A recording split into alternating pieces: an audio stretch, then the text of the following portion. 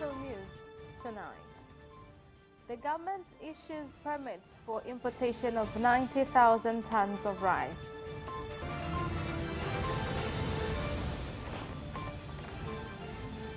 Construction process of Uganda-Tanzania crude oil pipeline starts in Chongoleani, Tanga.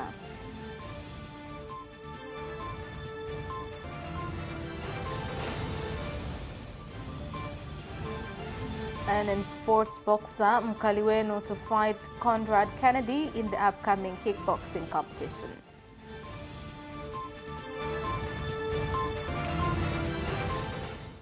Good evening, this is Capital News at 9:30. My name is Khadija Zimbwe. First, the national news. The government has issued permits to some traders in the country to import 90,000 tons of rice that will be distributed in the market at the end of this month or early March in order to bring down rice prices in the country. Serikali imechukua hatua baada ya kujiridhisha kwamba tuna uhitaji pia wa kuongeza kiwango cha uwepo wa mchele ndani ya taifa letu, na tumetoa vibali kwa wafanyabiashara. Mchele wa tani 90,000 utaingia nchini na umepewa ruhusa na Mheshimiwa Rais kwa kutambua umuhimu wa zao hili ndani ya taifa letu wa kuondolewa baadhi ya kodi ili zao hili liweze kuongezeka kwenye soko letu. Bei bwana ziko juu. Bei ziko juu na kila siku zinaendelea kupanda. Yani hazishuki. Bado ziko juu. Wateja wapo ila wamepungua kutokana na ukubwa wa bei.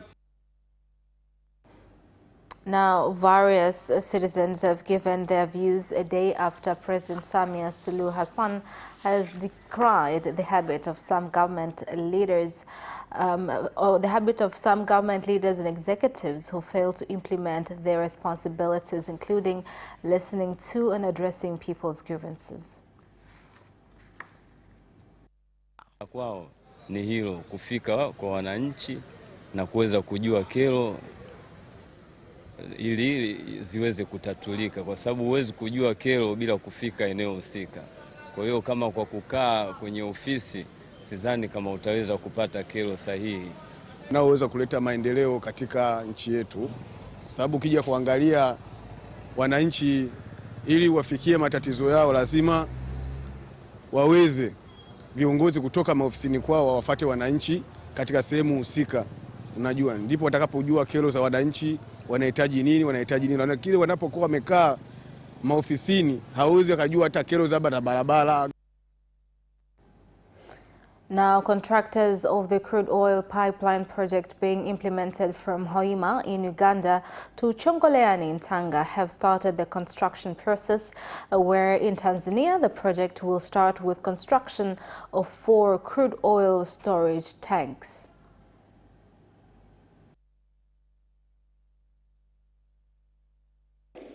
Mradi huu sio hatujengi bomba, tunajenga matenki ambao matenki yatakuwa ni 4 na specific yatakuwa yanatunza mafuta.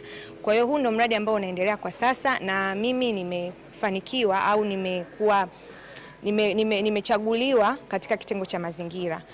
Haya matenki ambayo tutajenga pale Chongoleani kwa ajili ya kuhifadhia mafuta yapo 4 na kila tenki moja lina ujazo wa lita 100,000. Kwa hiyo kwa hayo matenki 4 tutakuwa na matenki ambayo yanahifadhi mafuta ya lita 400,000.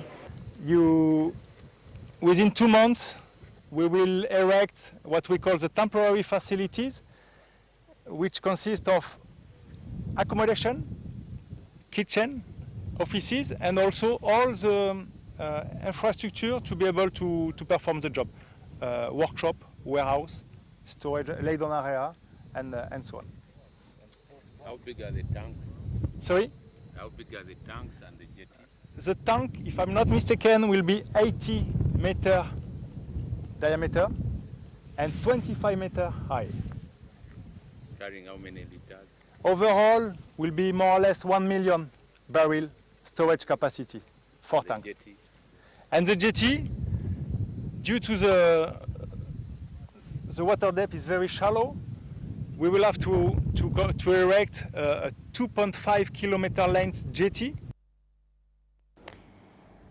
Precision Air has said that its PW600 plane that was flying from Dar es Salaam to Dodoma was forced to land at Julius Nyerere International Airport after encountering engine problems shortly after takeoff.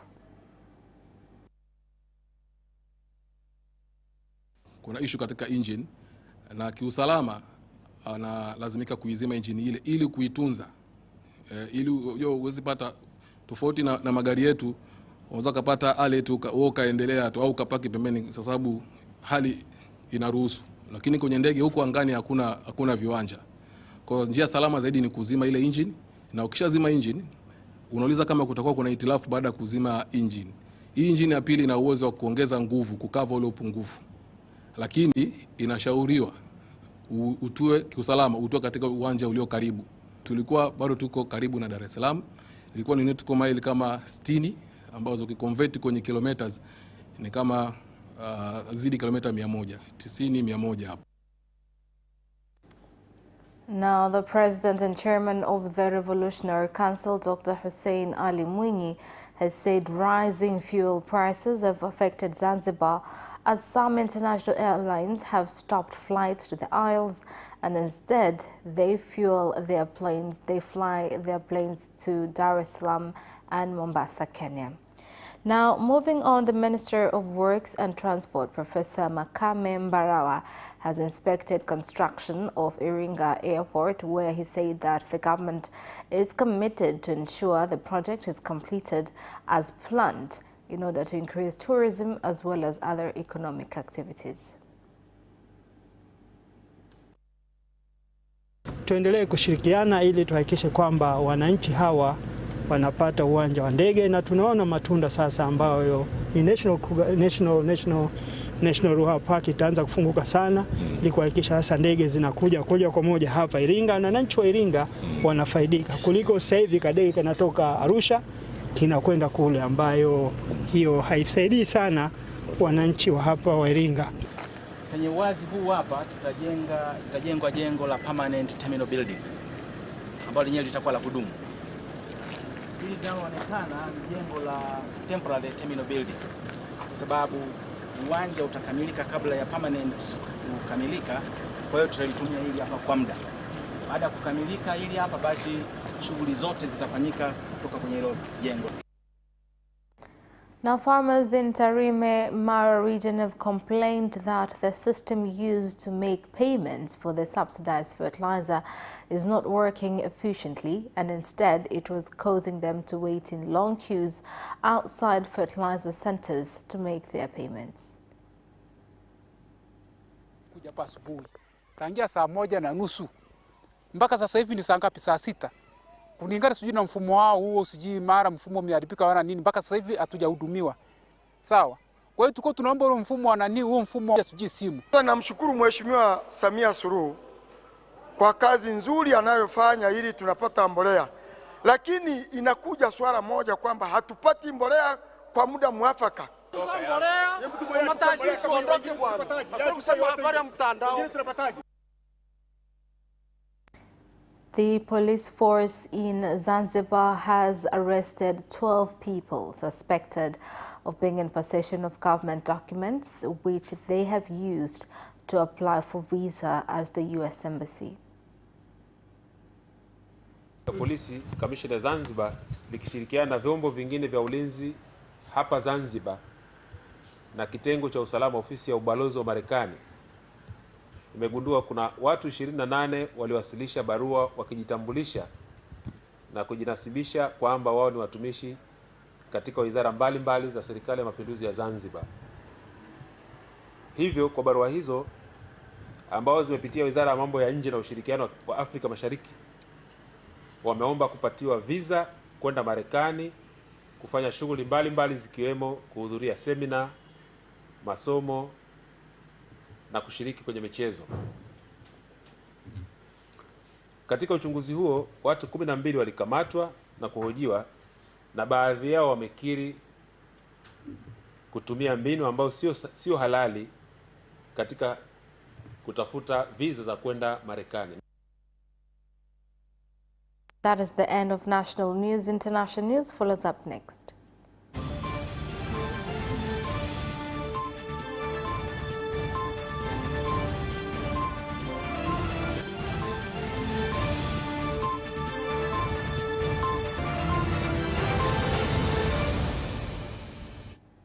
And in international news tonight, the government of Uganda has said it will not renew the permit for the UN Human Rights Office in the country once it expires. A letter to the UN Human Rights representative Volker Turk states that the decision is due to his excessive investigations on human rights issues in the country. UN Communication Officer Bernard Amwine has said currently talks on the situation are ongoing between the Ugandan government and UN in Geneva. Moving on, Azimio la Umoja One Kenya Coalition Party leader Raila Odinga has said that starting from next week they will hold prayers for the Independent Electoral and Boundaries Commission IEBC so as to get the commission to admit liability for its alleged errors. Addressing the press on Wednesday, Raila Odinga said that they will also continue with nationwide rallies aimed at revealing the injustices of the 2022 poll. This week, we are going to be in Kisii on Friday. On Saturday, we are going to be in Kisumu. And that prayer will be done in front of the premises of IEBC sometimes next week. We must defend electoral justice in our country. And this is a right which nobody can take away from us. In Germany, the Munich Security Conference is expected to take place between the 17th and 19th of February. A lot is at stake for this event as so much has changed since last year with Russia's full-scale invasion of Ukraine that has reshaped international relations. For more on this, let's join DW correspondent Emmanuel Shays. Emmanuel, this year, again, Russia's war against Ukraine will take center stage.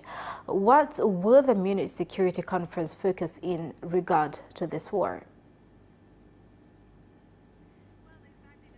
The Security Conference aims at preventing conflicts through dialogue between international actors, and last year, with Russia's war against Ukraine, launched merely days after that meeting. This shows the limits of those exchanges when on the other side there's no dialogue possible anymore. So it's been a very tough year for the conference, but the dialogue continues, and it's going to be interesting to see exchanges of views, for example, on the delivery of fighter jets to Ukraine, something that Ukraine is really calling its allies to do. It's their main request to fight against the Russian aggressor. So we know that the head of the Munich Security Conference, Christoph Heusgen, he's very favorable to that delivery of fighter jets, but that's something that the UK and France haven't put off the table, but that Germany, for example, is quite reluctant to do so. That's going to be interesting to discuss that issue. The point is really to bring governments, experts, businesses together to discuss global security and identify future threats and how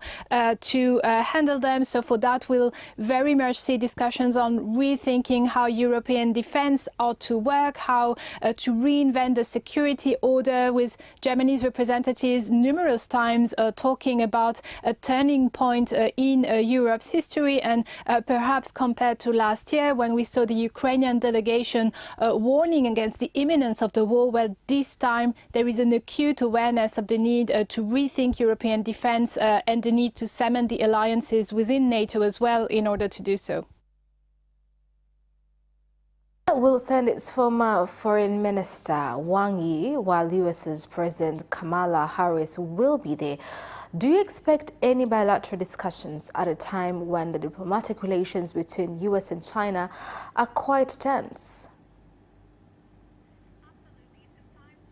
Redefine Europe's and US's relationship with China. There are two aspects that are going to be discussed. Undoubtedly, that's the economic one, with a strong dependency from Germany towards China, which has been criticized by some because of the national security challenges that some trades with China pose. There was, for example, a few months ago when parts of a port terminal here in Germany were sold to a state-affiliated Chinese company. This prompted fears that Germany was rendering itself too dependent on the Chinese industry. And of course, the recent diplomatic tensions are bound to be discussed between China and the US. But also, again, in light of Russia's current aggression towards Ukraine, there will be much to talk about on the Chinese-Russian partnership, with China continuing to deliver essential materials to Russia. So a lot to be discussed on the relations between China and the rest of the world. Other issues will be at stake, not least global inequalities and climate change. Tell us more.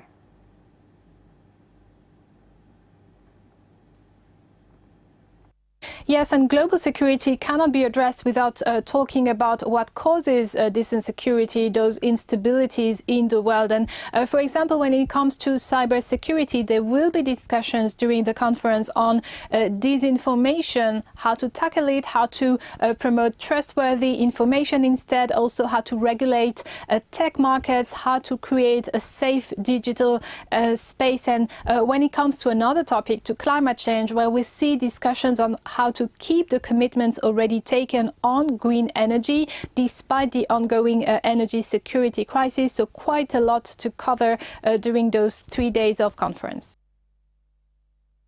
Now, Germany has sent help on the ground, but also said it would ease the visa process for survivors with relatives in Germany.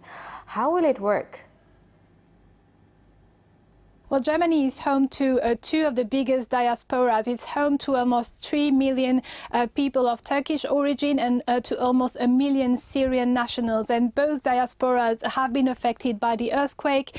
Many people lost friends, lost relatives in the disaster. So the German government said it wanted to issue temporary visas for the victims as an emergency aid without bureaucracy, but with regular visas being issued quickly, and which would be valid for 3 months. And the problem with that is that in order to issue a visa, well, people have to have their ID documents at hand, and thousands of them, well, they have lost those papers in the rubble, and they also would have Syrians to do before the earthquake, but the Foreign Affairs Ministry has increased its workforce to respond to the situation on the ground. Now, the help to Syria has been greatly hindered by the political situation, with help barely reaching the border regions held by the opponents to the Assad regime. How is the situation on the ground? For days following the earthquake, the Syrian NGOs, the Syrian civil defense as well in those regions have begged the international community to send search and rescue teams. But then, as it became clear that there would be no survivors left in the rubble, those pleas, they transformed into incomprehension, into anger, with many Syrians saying that they've been left alone to face that disaster. But with only one border crossing open between Turkey and Syria, it was difficult for humanitarians to reach the ground to bring aid to Syria's worst affected regions, which are held by opponents to Bashar al-Assad's regime or by jihadists. This has proven more difficult. Now it looks like 2 more border crossings will be open. The UN announced an emergency response fund of 25 million euros being sent to Syria. And on the German side, Germany is Syria's second largest donor when it comes to humanitarian assistance. Last year, it gave over 100 million euros to its partners on the ground, and it has announced that this figure has been increased by 26 million for the people affected by the earthquake in northwestern Syria. Manuel, for those updates, and that's the end of international news. Business news follows up next after the break. We'll be right back.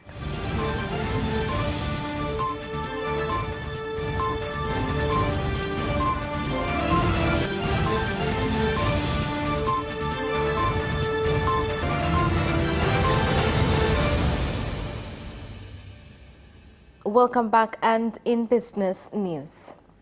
Mobile phone operator Vodacom has launched a sign language service for people with hearing impairment that will be available in various Vodacom shops in Dar es Salaam. To the global system for Mobile Communication Association, or what they call GSMA, and in there we part and parcel, or we subscribe to the digital inclusion of persons with disabilities. Imebuni kitu ambacho ni kizuri sana kwa upande wa lugha ya alama. Kwa mawasiliano sasa imekuwa ni rahisi kwa viziwi kwa hapa Tanzania. The government of Germany, through the Cooperation Parliamentary Committee, has started to support youth in Kigoma with training on how to make various products from refuse in order to reduce the problem of youth unemployment. Mradi huu sasa ni kusaidia vijana hapa wa Kigoma katika kuwaongezea ujuzi, kufanya usafi, kutenganisha taka na pia kuzirejelesha taka kuwa bidhaa. Na mpaka sasa hivi tuna vijana ambao tunawasimamia 8. Pamoja na kudhibiti taka katika maeneo ya manispaa yetu ya Kigoma Ujiji, lakini pia unakabiliana na tatizo la ukosefu wa ajira kwa kuwawezesha vijana kukusanya taka na kuokoa mazingira.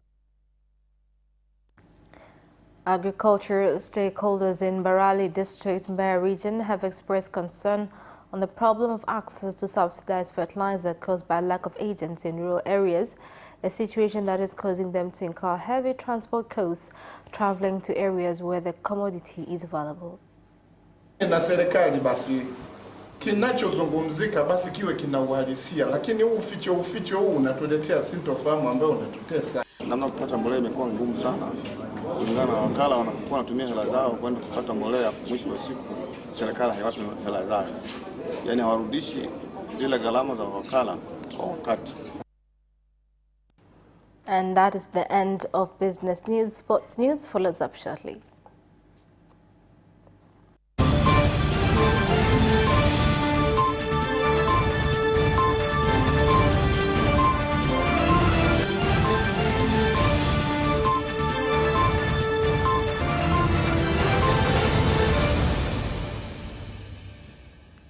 Welcome back, and in sports news.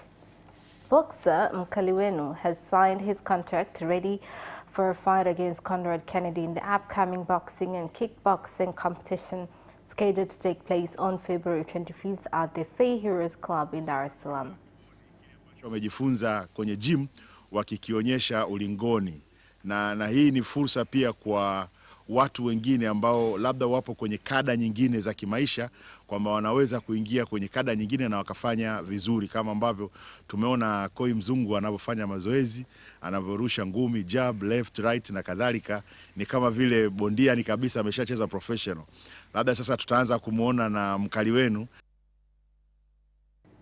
Now, athletes in the country have been urged to conduct thorough preparations as they head to the much-awaited Kili Marathon to avoid having the trophies going to foreigners. Tumewaletea kitu kingine wateja wetu pamoja na wakazi wa Moshi, tumewaletea kitu kingine ambacho ni muhimu sana, ambapo tutakuwa na maonyesho ya huduma na bidhaa zetu katika viwanja vile vile vya ushirika tarehe 23 mpaka tarehe 25, ambapo ukifika kwenye viwanja hivi muda wowote kuanzia asubuhi utaweza kujipatia huduma zetu pamoja na bidhaa mbalimbali. Now, Jafet Msangwale, a resident of Sumbawanga, is the winner of the SportPesa Super Jackpot draw after making bets on various international football games and winning 248 million shillings. Kuamini kwangu ni huku nilivyokuja kufika hapa, na pengine wachezaji, hata wachezaji wenzangu ndo watakuwa na imani sasa kwamba hata wanapocheza wajue kwamba mafanikio yapo, wala sio mchezo. Na matokeo uwanjani yakiwa sawa, ndani ya hata dakika moja haijatimia, mifumo yetu ya kupishana habari inakupelekea taarifa. And that is the end of our news bulletin for tonight. My name is Khadija Zimbwe. Thank you for watching and good night.